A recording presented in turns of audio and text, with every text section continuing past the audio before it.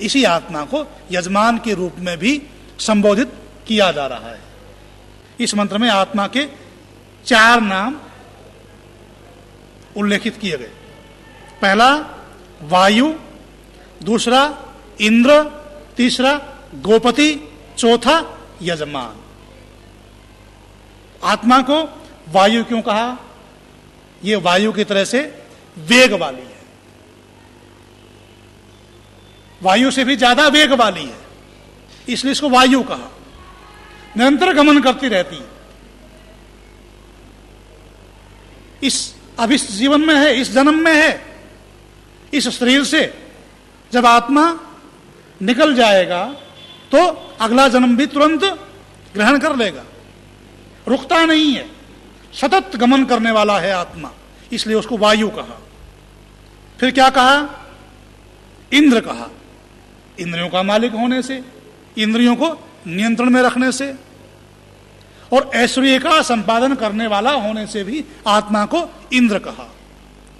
फिर गोपति कहा। इंद्रियों का मालिक होने से ही गोपति फिर से कहा गया। और फिर यजमान कहा। यजमान किस लिए कहा? श्रेष्ठतम कर्म करने वाला होने से। यज्ञ को जो करता है, साधारण भाषा में जो यज्ञ करने वाला है, यज्ञ हवन करने वाला है, उसको क्या कहते हैं? यजमान कहते हैं। यज्ञ में मुख्य भूमिका किसकी होती है? यजमान की होती है। पुरोहित, अध्वर्यु और उद्गाता, यजमान उनको निमंत्रण देता है तो ही वो यज्ञ में बैठते हैं। बिना यजमान के निमंत्रण के पुरोहित, अध्वर्यु या उद्गाता यज्ञ को संपन्न करवाने के लिए सहयोग नहीं करते। तो यज्ञ का मुख्य कौन? यजमान। ये शरीर भी क्या है? यज्ञ है। और यज्ञ कहते ही किसे हैं? यज्ञो वही श्रेष्ठतम कर्म।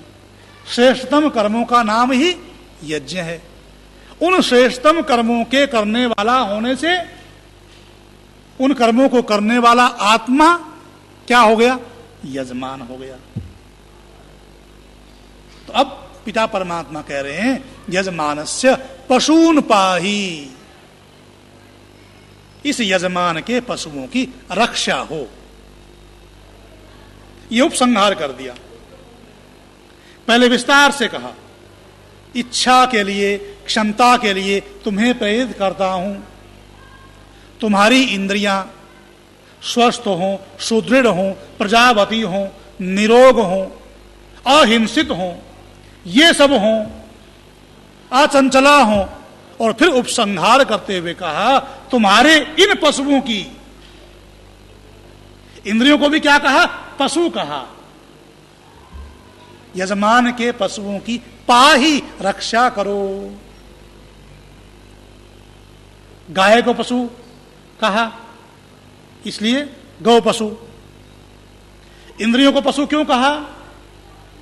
क्योंकि इंद्रियां देखती हैं। देखने का मतलब केवल इन भौतिक आंखों से देखना नहीं, कानों से भी देखा जाता है। मैंने पहले बताया होगा, कानों से जब हम सुनते हैं वो भी देखना होता है। दृश्य ज्ञाने, दृश्य धातु का अर्थ क्या है? ज्ञान प्राप्त करना, जानना। तो आंखों से देखना यह भी जानना होता है, प्रत्यक्ष देखा जा रहा है। कानों से सुनना यह भी देखा जा रहा है। तभी व्यक्ति कहता है मैं कानों से सुनकर देखूंगा, मैं कानों से सुनकर देखूंगा, मैं नासिका से सूंघ कर देखूंगा। इस फूल में सुगंध कैसी है? क्या कहेंगे हम? मैं नाक से सूंघ कर देखूंगा।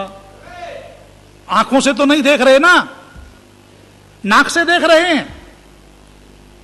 ये पानी ठंडा है या गर्म है? मैं हाथ से छू कर देखूंगा।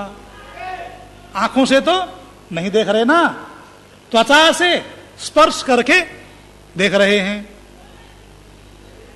हलवा, प्रसाद या दूध या अन्य कोई पदार्थ मीठा है, खट्टा है, चरपरा है या कड़वा है, कैसा है, ये मैं खाकर देखूंगा, चख कर देखूंगा। और चख कर देख रहा हूं, आंखों से नहीं देख रहा, जीभ से देख रहा हूं। तो आंखों से देखना अलग होता है, कानों से देखना अलग होता है, जिह्वा से देखना अलग होता है, नासिका से देखना अलग होता है, और त्वचा से देखना अलग होता है। पर होता है सब देखना। देखने का मतलब जानना।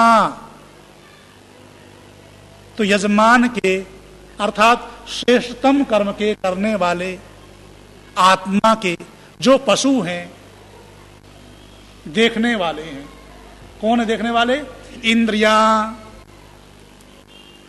ज्ञानेन्द्रियां और अंतःकरण, मन, बुद्धि, चित्त, अहंकार, अर्थात 14 के 14 करण जिनके सहयोग से आत्मा कर्मों को करता है, जिनके सहयोग से आत्मा अपनी साधना करता है श्रेष्ठतम कर्मों की, उन पशुओं की, उन करणों की रक्षा हो।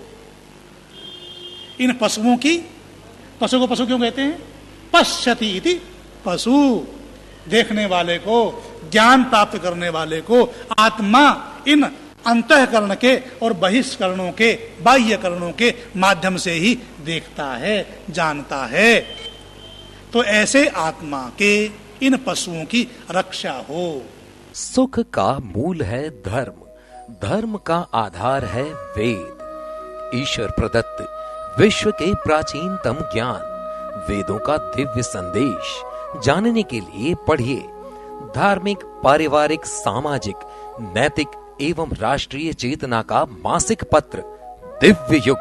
संस्थापक एवं निदेशक वेद मर्मज्ञ आचार्य डॉक्टर संजय देव। सदस्यता प्राप्त करने के लिए आज ही